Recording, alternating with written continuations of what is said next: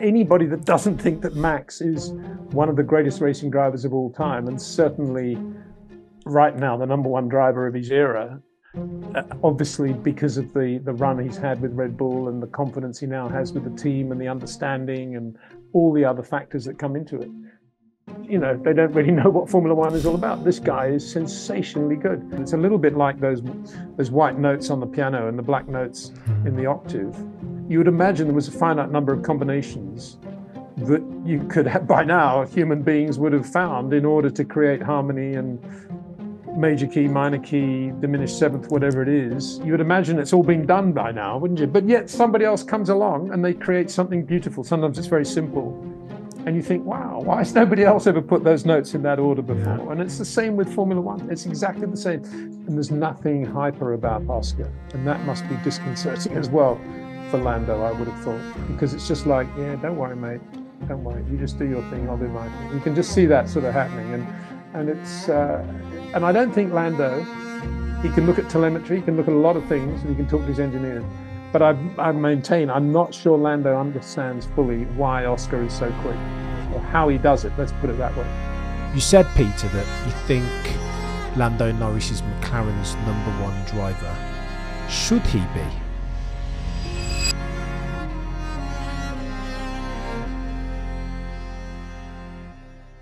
Hello and welcome to another episode of the F1 Hour. With me once again, it is a privilege to speak to Mr. Peter D. Windsor, the go-toest F1 broadcaster that has ever goated. How are we keeping, sir?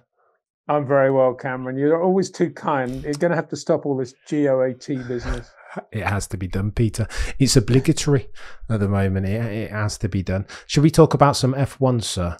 Yeah. It's the day after Imola, and we've got Monaco coming up this weekend. So not a moment to lose, really, is there? Absolutely. Let me, as customary, let me pitch the first question at you thus.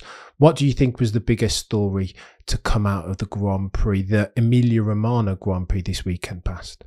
Well, it's a very, very good question, Cameron, because on the face of it, and I think this was reality, it was a difficult weekend for Red Bull, a more difficult weekend they've had for a long, long time. And it was interesting to see them climbing a mountain and getting to a plateau and making it work. And then Max, under more pressure than he normally is placed, delivering. I say on the face of it, and the evidence would suggest that was the weekend.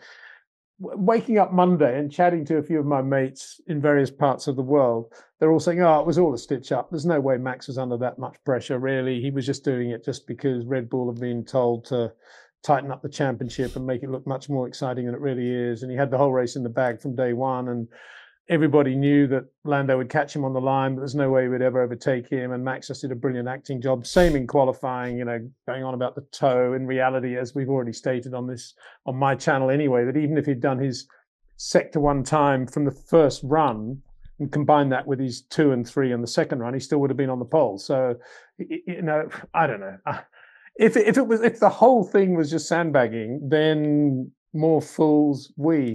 I like to think that's not the case, and I think we should take it on face value that it was an incredibly tough weekend, that they came through as a race team with a very, very good racing driver pulling it off for them and doing a lot of good work on the Friday night to get the car to work on the softs and the mediums at the expense of the hards in the race, as we saw. The compound range was so soft. It was impossible to get 3 sectors together. And equally, it was impossible to have a car that was good on the soft, the medium, and the hard. Yeah, all very good shouts. Let's talk to Max Verstappen very quickly, Mr. Windsor, because the community again divided on Max Verstappen's exploits. What's the source of his excellence? Is it the driver or is it the car? Was this weekend not proof positive that Max Verstappen is doing some very handy stuff in that RB20, that Adrian Newey machine? Oh, no doubt about it at all. I mean, anybody that doesn't think that Max is one of the greatest racing drivers of all time, and certainly right now the number one driver of his era, obviously because of the run he's had with Red Bull and the confidence he now has with the team and the understanding and all the other factors that come into it. They don't really know what Formula One is all about. This guy is sensationally good. And as much as you can bang on about Nico Hulkenberg and the toe in Q3, the last run in Q3, he was consistently unbelievably good through Sector 1, even on Friday when the tyres were going off dramatically in the lap. And what is Sector 1 all about? It's about medium to high speed change of direction. And what is that all about? It's all about finesse. It's all about finding a little moment in a millisecond when it's the appropriate moment to unload the car from one way to the other. That was not caught on TV. It was not caught on telemetry. It was not caught on onboard cameras. But absolutely for sure, that is what Max Verstappen is all about. And that is his forte. It is that ability to create a little flat moment when he can just do what he likes to the car. It's the same thing when he's doing his short corners. He's creating a platform that allows him to feel the perfect moment for transition. Again, all of that almost impossible to capture on telemetry and pictures, but that is what he is all about as a racing driver. And that's what we saw at Imola. I think the rest of the lap was pretty much chassis and engine and tire defined, but that Sector 1 was pure Max Verstappen. He wasn't bad around that. That lap entire, Peter, was really, really good. I wouldn't necessarily say as good as his Sector 3 at Monaco a couple of years back, nor Suzuka. But I think what I took from it, Peter, was that Max is... I think we need to shelve the he can't respond well to adversity talk now. I think he showed his ability to get it done in the most difficult of times, that this was a moment for Max Verstappen to be clutch. And yet again, he goes out there and executes. And I don't think we're, as an F1 driver, I don't think we should underestimate that, right? That's absolutely to be commended now. Yeah, I mean, again, anybody that says he's not very good under pressure or hasn't been very good under adversity, again, hasn't been watching, because there were a couple of years when he didn't have a race-winning engine in the back of the car.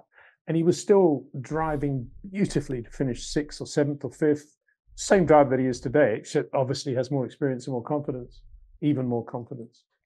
And assuming what was taking place in front of us at Imola was indeed reality, and assuming that, well, we know that it's important to have enough energy level in the battery, and he did have an inferior battery level, i.e. about 30% compared with Lando's 60%.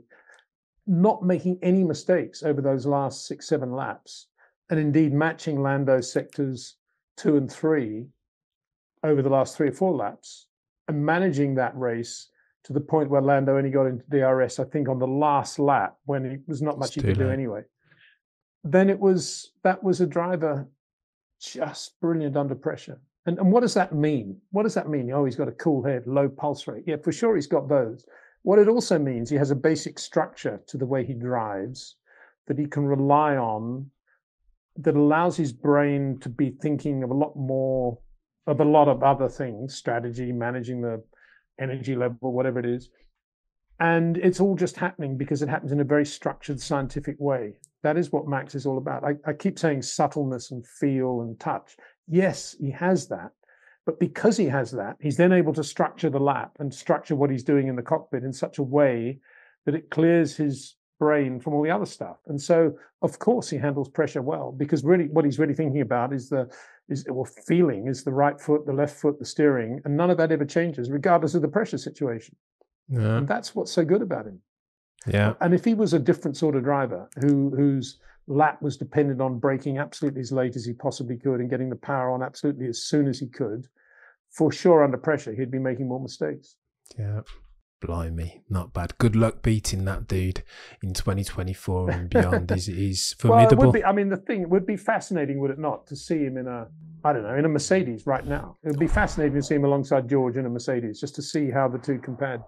I'd love to see that. Peter, how realistic of a possibility is that? Because Ted Gravitz post-race spoke about Max Verstappen as the bottleneck in terms of the next moves that are going to happen in terms of driver silly season, that Carlos Sainz is waiting to see whether Max Verstappen is swayed by having a Mercedes power unit in 2026 and potentially that he wants the Red Bull seat. What do you make of that, Peter, with your insider lens on? Well, I think the key is Max and what he will do when we know what Adrian will do. And if Adrian is going to do nothing and retire, I think Max will probably stay at Red Bull and just carry on with the people he knows. If Adrian's going to go to either Ferrari or McLaren, it's a very difficult situation for Max then. And I still don't think he can do very much other than stay where he is, but it'll be a more difficult time. But it'll still be okay, and he'll still win races and probably win championships, but it won't be the same, obviously won't be the same Red Bull anymore. So that's Max, and odds are he will end up staying where he is. I can't imagine why he would go to Mercedes rather than stay at Red Bull if Adrian's not at either of those teams. Well, their Toto Wolff's pitch will be, listen, we've got all this legacy knowledge as far as building power units. The Red Bull in conjunction with Ford, again, they'll probably pull something together, right? But do they have the knowledge requisite to compete with the power unit powerhouse that is Mercedes or Ferrari? I imagine that's what Toto's pitch might be. Yeah, he may be pitching that, but of course the reality is that Red Bull are doing a pretty good job right now. They're not Red Bull power units. And it was only Red Bull that turned the Honda thing around. And the role that Ford will be playing will be about the same as the role of Honda. So it'll all be Red Bull power units, and it'll be Phil Prue, who's as good as it gets anyway in terms of structuring and managing an engine operation. So I just can't imagine that. Even more reason not to go to Mercedes, because if it was all about multi-cylinder engines and they were all going back to V12s or H16s, you'd think, wow, maybe we should go there. All that Cosworth, Ilmor, Mercedes powertrain experience, all those guys, high revving engines, pneumatic, whatever. You'd think, well, yeah, Mercedes. But if it's going to an era of 50% electrification, and already Red Bull are blowing everybody else away with the engine they've got, why wouldn't you think that they would continue to do a great job with Ford providing quite a lot of input? And Ford aren't stupid when it comes to electrification either. So I don't get that argument at all. I mean, I can understand that'll be Toto's pitch. I mean, what else can he pitch? It's not as if he's going to say, oh, we got a much better car than Red Bull and much better engineers and we're a much better race team, much better strategy. He can't say any of that, can he?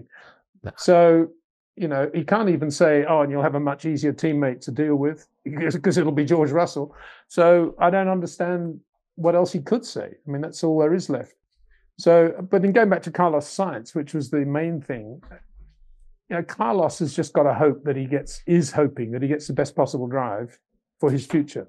And there he is out there doing a very good job at Ferrari, sometimes running very near Charles, sometimes ahead of Charles, and proving to be a driver that should be in a race-winning car for 25 and obviously 26 and beyond. But there are no real options for him. So all he can do is hope that something will open up and that, obviously the best thing for him, I guess, would be if Red Bull said, right, we're getting rid of Sergio and you've got a 10-year contract at Red Bull. We want you back, Carlos. You're going to be Max's teammate. And when Max leaves, we'll sign it in now that you'll be the new number one and whatever. Yeah, of course he's going to sign that contract. But are Red Bull going to do that? That's the question. And as I said in my video last night, inadvertently, Sergio Perez actually played a very good team role yesterday because he held up Lando Norris for a couple of laps, didn't he? I don't think Red Bull certainly didn't realize that, but I couldn't believe McLaren's GPS didn't tell them when they were getting him in, when they brought him in, that he would be coming out right behind Sergio Perez. Yeah. We have all this talk about, all the stuff that we see. It's so high tech and it's so good usually in terms of where to bring the driver in and place him on the track and free track. And we have it all in qualifying and on the radio. And yet there's Lando stuck behind Sergio Perez on hard tires. Yeah, it was an interesting race in that sense, Peter. Like, talk to me. I want to get onto Carlos Sainz Jr. A lot of people are saying that he's been offered this gangbusters contract as far as Audi. I know we talked before, Peter, and you reckon that potentially Audi might be the play over Red Bull. If you are Carlos Sainz Jr., you have this fantastic relationship between Carlos Sainz Sr. and Audi, etc., that you don't want to go to Red Bull and necessarily play second fiddle to one Maximilian Verstappen. Are you still of that opinion, Peter, in May of 2024? Well, it's changed a little bit since the Adrian thing came up, because as I say, it's possible that Max may do something different depending on what Adrian does. But on the assumption that he stays at Red Bull, life will not be very comfortable for Carlos at Red Bull. That is for sure. Whether he's second fiddle or whether he's equal number one in the contract, it's not what's in the contract. It's who's in the other car, as Daniel Ricciardo will tell you. And it won't be a comfortable ride for him, but he will go into it thinking, I'm a better, faster driver than Sergio Perez. He wins races. I will continue to win some races. Obviously, Max is going to win a lot of races if it's a race-winning car, but I'm better off there than an unknown question mark team like Audi, even if they're offering me the world. So the racer in him will push him in that direction for sure. What would I do? Well, I don't know. I'm slightly revising my thoughts, I think, on Audi, because I'm just a bit nervous that they'll be ready and they've got the urgency that they need to be a front-running team in 26, or even say high midfield team in 26. There doesn't seem to be a lot of urgency there. As I keep saying, why is the car park empty at weekends? I don't get it. They've got a race car to design and build and engines, and it just seems to be going down the route of sort of the Toyota F1 program a little bit, that sort of feel to it. And I don't know. I mean, obviously Carlos Sainz Jr. and Senior would have more inroads at Audi than I, but I don't know. It just feels a little bit question marky at the moment. And so Red Bull, he'll be pushing for Red Bull. And obviously that race of Perez's at Imola won't have done him any good, that's for sure. But equally, maybe that's all they want. That's all they've ever wanted. But then if Max is going to leave, they may be thinking, well, if Max does leave, we definitely need a really quick guy in the other car who can take over the team and run the team well. And Sergio could do, and Carlos could do a very good job in that role, but we'd need somebody quick in the other car as well. Yeah. So it's all a bit messy, isn't it? And I think the whole thing's messy because it's not, it's gone against the flow of life. And the flow of life is that Carlos Sainz is doing a good enough job to have retained his drive at Ferrari, and that's not happening. And that's why everything is very up in the air and very speculative. A bit mishmash. Talk to me as Christian Horner, Peter. Do you not have a key man dependency? Is the problem being presented to the Bulls that are red not one of, if Max leaves, then we are weak and vulnerable as far as having Checo Perez as our number one driver? Clearly that's not fit for purpose on the back of his most recent performances, right, Peter? Surely? No. If Max leaves, you don't want Perez as your number one driver, that is for sure. I'm not 1,000% convinced you want Carlos Sainz as your number one driver and then even Perez in the other car. As I said at the end of the last thing, I think you'd want to have somebody of the sort of George Russell, Oscar Piastri, Lando Norris pace in the other car. Then you've got a very well balanced and nice team. And maybe there's some young guys they could get, who could do that job. But I don't think the minute it even looks like Max is going to leave, I don't think Red Bull are going to want to continue with Perez unless they can get somebody super quick, like suddenly get him out of his Ferrari car and get Leclerc out of his Ferrari contract. And then you've got Leclerc Perez, that would work, but it wouldn't work. I don't even think Sainz Perez would work. Yeah, be a bit weak. Well, it depends where vulnerable. Max is going, of course. But, if Max is at Mercedes with George and Verstappen Russell against Sainz Perez, it's not a strong enough driver lineup, is it? Blimey. Talk to me about Lando Norris, Mr. Windsor, because again, the community are conflicted. Did Max Verstappen win that race, or did Lando Norris lose it by virtue of a couple of mistakes he made on the penultimate laps? Oh, I don't think Lando lost it in the penultimate laps. I think Red Bull were much more competitive. But let's again assume the race, what we saw was reality and Max wasn't sandbagging throughout just to make it look great. Let's put that to one side because we'll never know, I guess. But because it's so difficult. When Max is saying, I've got no grip, the tyres have gone away, everything's terrible, he still looked pretty good on the track. That's the problem with Formula One today. When Ronnie Peterson was sort of giving hand signals to Colin Chapman, effectively saying that his left rear tyre was blistered. Everybody could see the left rear tyre was blistered, and Ronnie had massive oversteer on every corner, huge opposite lock slides. But you can't see that today. So you just have to make these judgment calls on what reality is. No, I mean, Red Bull definitely had a good car on medium tyres. And I thought Max's first 5-6 laps of the race were just sublime. And he was leading by a second, I think by lap 4. And this is a short lap, don't forget. So that was very impressive.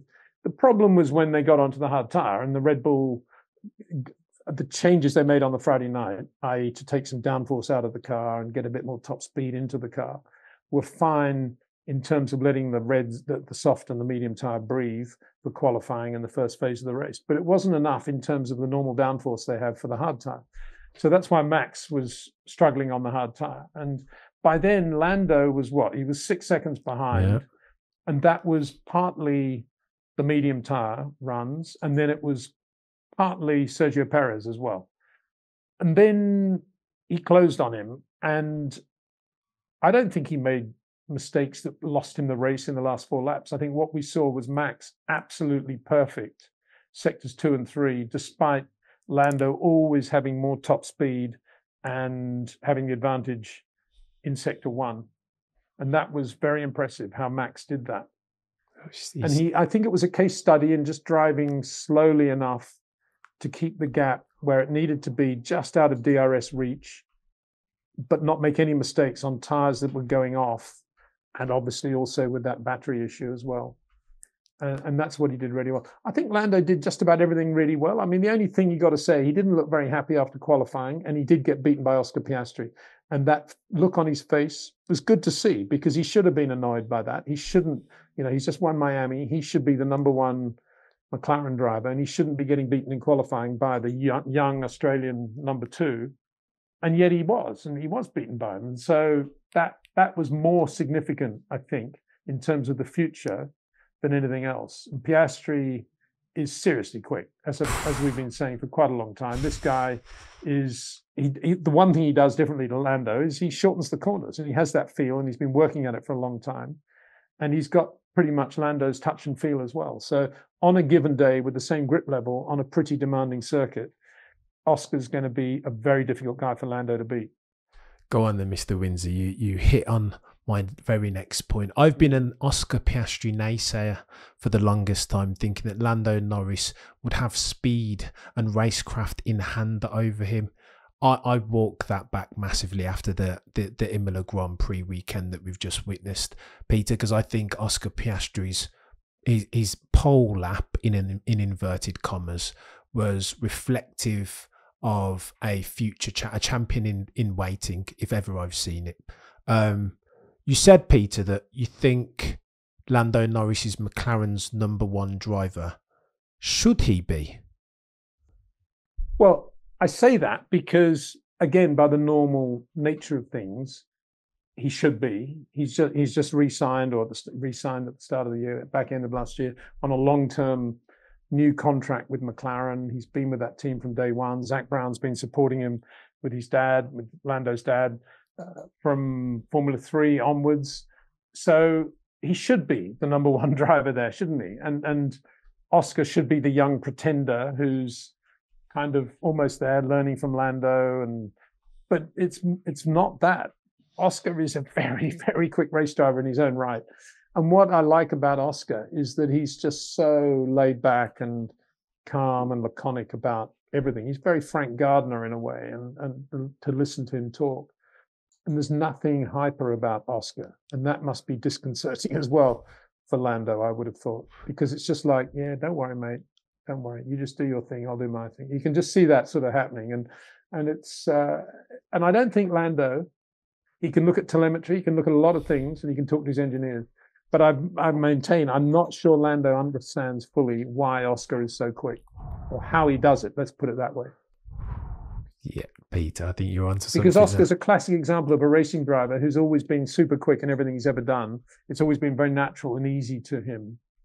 And he drives the same way that he's always driven, obviously with more experience and a better head on his shoulders. But the style is the same as it was when he was in Formula 3. And Oscar is a learner. He's self-critical and he's methodical. There's a little bit of Nico Rosberg about Oscar Piastri, and there's a little bit of Frank Gardner about him, and there's a little bit of Max Verstappen about him. Oh, Peter. The Frank Gardner bit is just the relaxed mentality and typical Australian. Yeah, she'll be right, mate. Yeah, you'll be okay. Yeah, don't worry about it. Yeah, good one. eerily stoic over the radio, isn't he? Like he just puts one of. He's really good on the radio, and I love that about Oscar. You know, how is it, Oscar? What's the balance like? Yeah, it's okay. You know, it could be better.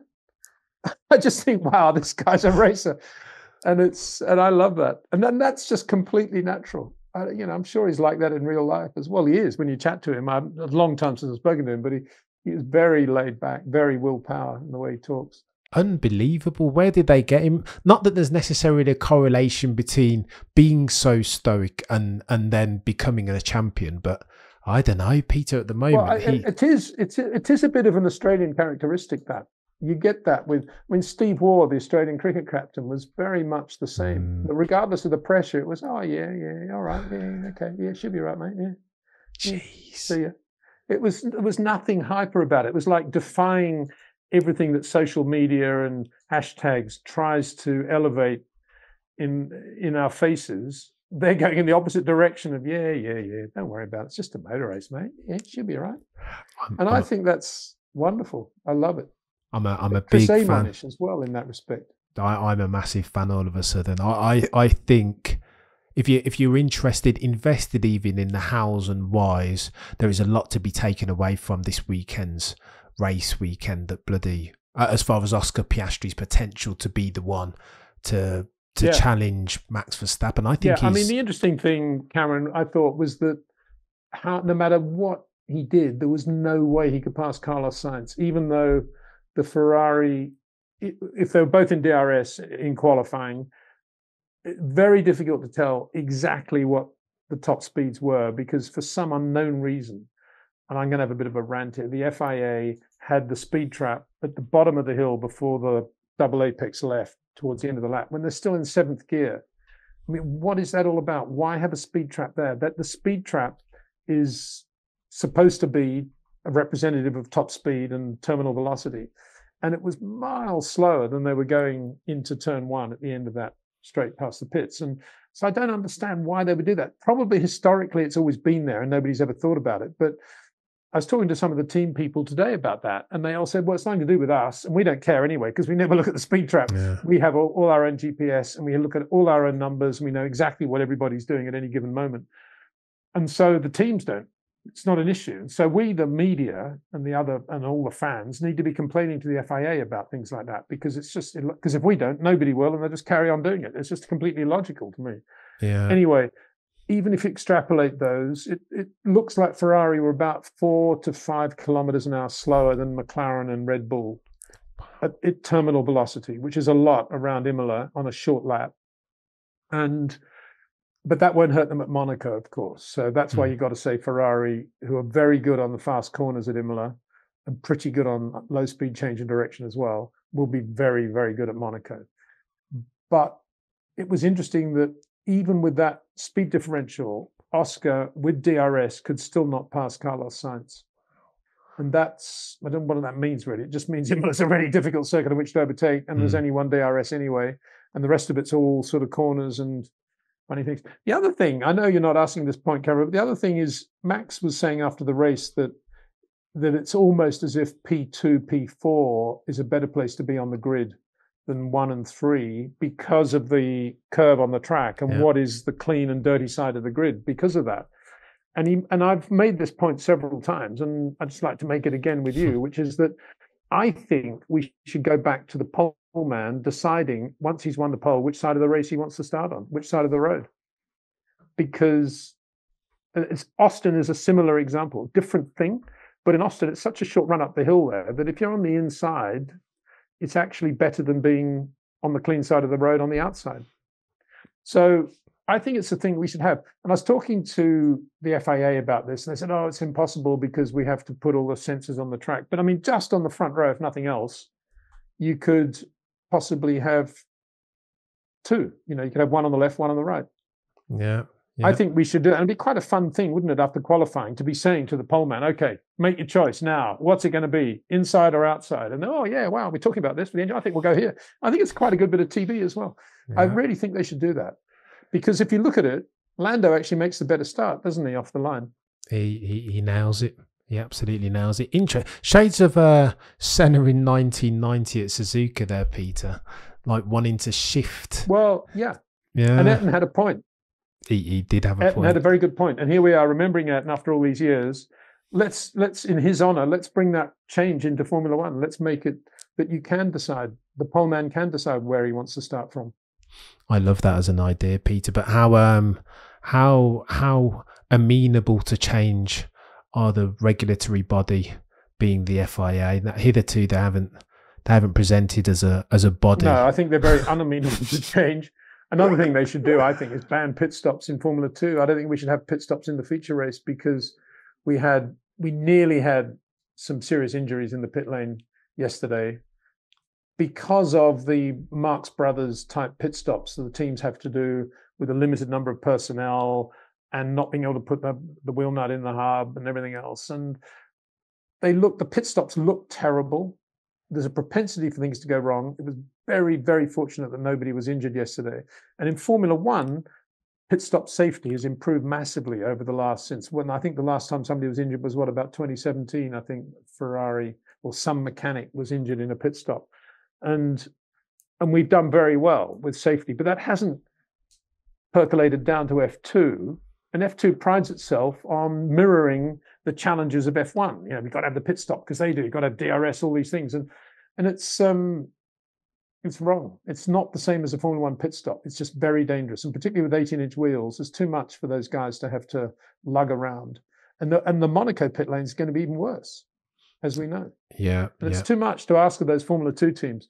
So you had the second one when the wheel came off, actually, I think it hit one of the gunners of the second one. And that's why that gunner got it wrong on his car. So it was all chain reaction.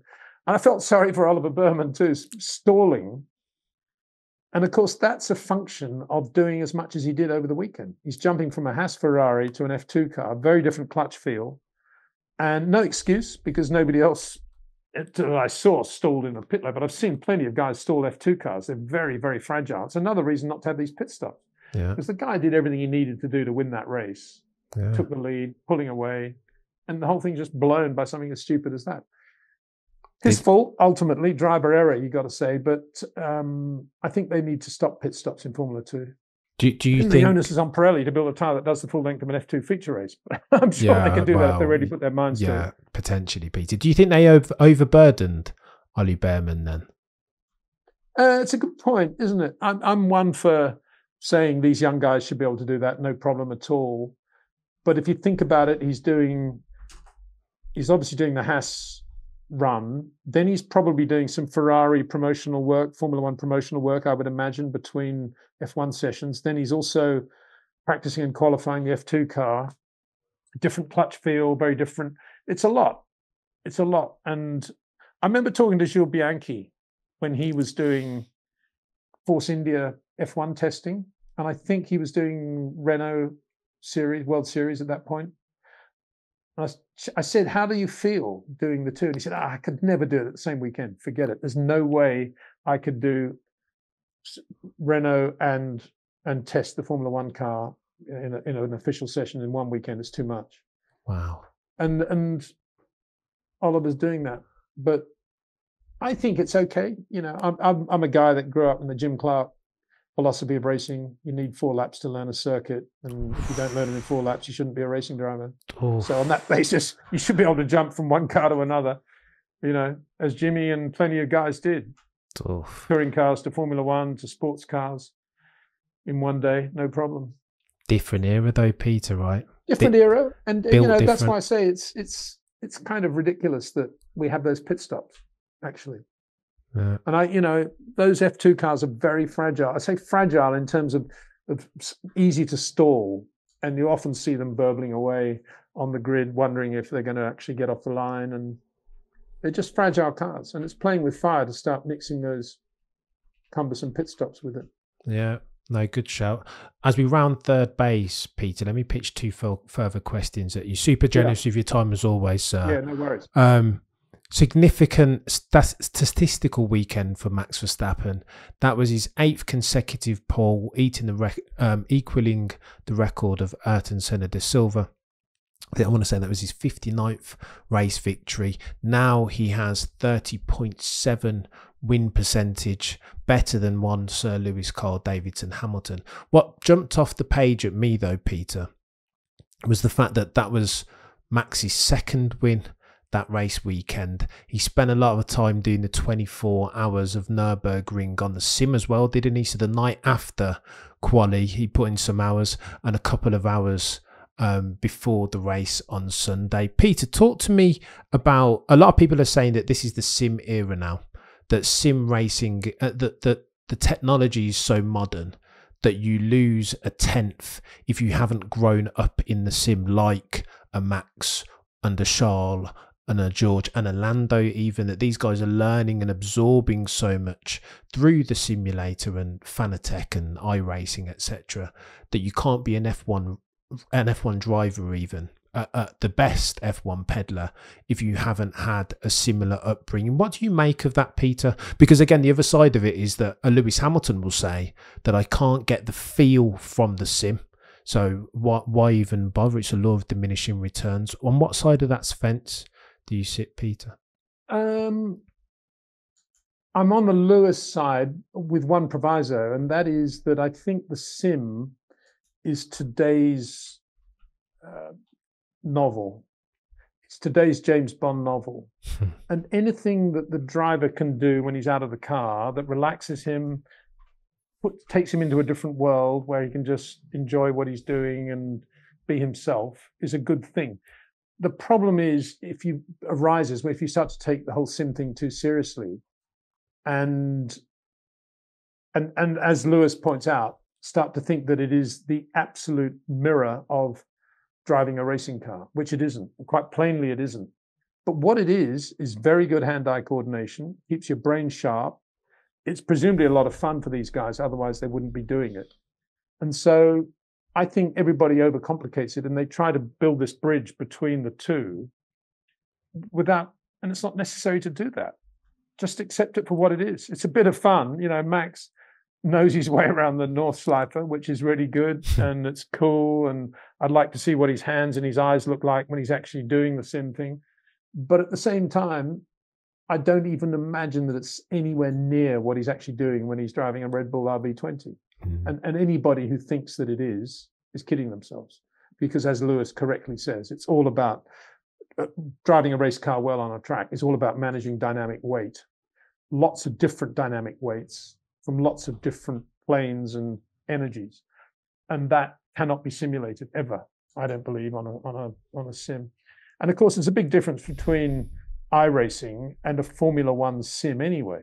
So the Formula One sim is kind of between iRacing and the real car, isn't it? And the Formula One sim is very impressive, and it's the Sebastian Buemi Friday Night Panic, or it's the Ferrari thing, the same deal. And they can do a lot of sims of what will happen to the arrow if they do this, and ride height and everything else.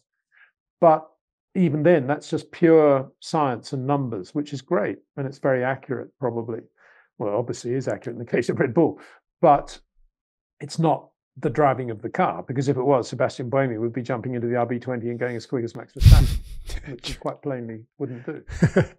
True, very true. Go on then, finally, Peter, I love that. As far as arguments ongoing, many optimists are hoping from a competitive landscape perspective that we've seen peak oil theory as far as Red Bull's dominance, that what's happening now in real time is what happens always towards the end of a rule and reg set, that the field will now converge upon Red Bull and their dominance will minimise, right, get shorter and shorter. Do you think then, Peter, that we've seen a tipping point, and between now and season end, that the likes of McLaren in particular, because they look like the challenger most likely, that they will, in the hands of Oscar Piastri and Lando, continually fight for race victories with Max Verstappen? Or do you think between now and season end we'll see a mean reversion of sorts and Max Verstappen will win like 17 of 17? Well, prior to Adrian leaving Red Bull, I would have said that I think Red Bull will just continue to edge ahead of whoever gets near them in a very creative way. Now, obviously, with Adrian leaving, regardless of the gardening leave thing, but his input won't be the same anymore. It won't be the same situation. And I think, yeah, I do think that there is a point, which is the end of 2025, when these regulations run out.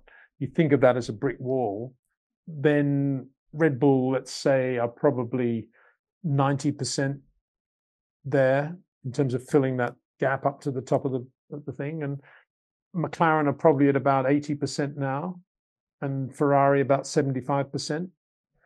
And McLaren are probably going to gain a little bit more on Red Bull, because it's going to be, those last few percent, the last 5% is going to be much harder to achieve than before in the Adrian days. And anyway, it's harder to achieve because the regulations are so tight. And so you've got to be very, very good at what you do in terms of your data that you're basing your next decision upon. And that's why Mercedes are struggling, because they don't have that level base on which to build the next improvement. So, yeah, I do think McLaren will get nearer, but we haven't really seen any upgrades on the RB20 yet, have we? So, I mean, that's a bit of a worry for everybody. I think they brought a few to Imola, but nothing. Well, yeah, they did, but, you know, it's nothing massive. It's just the odd little thing. And in terms of major stuff, using up some of the additional budget, we haven't had anything major yet. So on the back of what McLaren have been doing and the top speed they've found, which is the main thing, they've managed to find top speed without losing too much grip, whereas Ferrari have improved top speed as well, not quite as much. Red Bull probably will be looking to advance that still further. But it's an interesting point, isn't it? These regulations, and what is there to be, what can the human brain, how far can the human brain go in terms of exploiting these regulations 100%? It's a little bit like those white notes on the piano and the black notes in the octave. You would imagine there was a finite number of combinations that you could have, by now, human beings would have found in order to create harmony and major key, minor key, diminished seventh, whatever it is. You would imagine it's all been done by now, wouldn't you? But yet somebody else comes along and they create something beautiful. Sometimes it's very simple. And you think, wow, why has nobody else ever put those notes in that order before? And it's the same with Formula One. It's exactly the same, because it isn't the same when it comes to roll centers, geometry, weight distribution, center of gravity. It's not that. I'm talking about the way you tweak the aero and you move the air under the car and what you can do with that air. That is where it's the same as, almost the same as composing something from that octave. The possibilities therein are endless, Mr. Windsor, and that's the beauty of F1. They are endless if you think about, you know, how simple some tunes are, and yet there's still more out there to be composed and written. And it's the same with Formula One. But whether Red Bull can do that without Adrian to the level that Adrian has been doing it is another matter. But what does your gut tell you, Peter? Because again, that's a massive source. Well, my gut tells argument. me that Adrian is a bit of an artist and a bit of a creative Picasso, Van Gogh, and you can't replace people like that. You can follow the trends that they set. You can follow their mindsets. You can look at what they've done in the past. You can understand the way they try to think.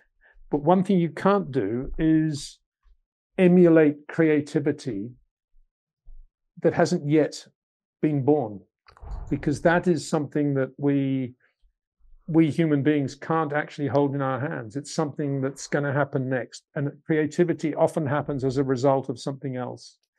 And these brilliant people, like the Adrians, like the Colin Chapmans, in a Formula One sense, are feeding off all the things in their own specific world and life and their own specific bubble. Whereas everybody else is feeding off what they think Adrian's doing and trying to sort of get on the same path. And you can't do it. Yeah. It's creativity as distinct from methodology. Oh, blimey, Peter. First mover advantage leads to a durable competitive advantage, some people say. That's incredible, Mr. Windsor. You're a legend, mate. I could continue these for another 90 minutes each and every single time, especially when you get into your bag talking about Adrian and the finesse and the nuance that lives and breathes in F1. It's incredible. Well, I'll tell you this. I think part of Adrian's creativity, for sure, comes from the simple brilliance of Max Verstappen. and asking Max exactly the right question about what he feels and doesn't feel in the race car. And that in turn makes Adrian's brain work for sure. And I'm thinking, are there any other drivers on the grid that would possibly have that same impact on Adrian? And the driver that springs to mind most that I think would spur Adrian is Oscar Piastri. Oh.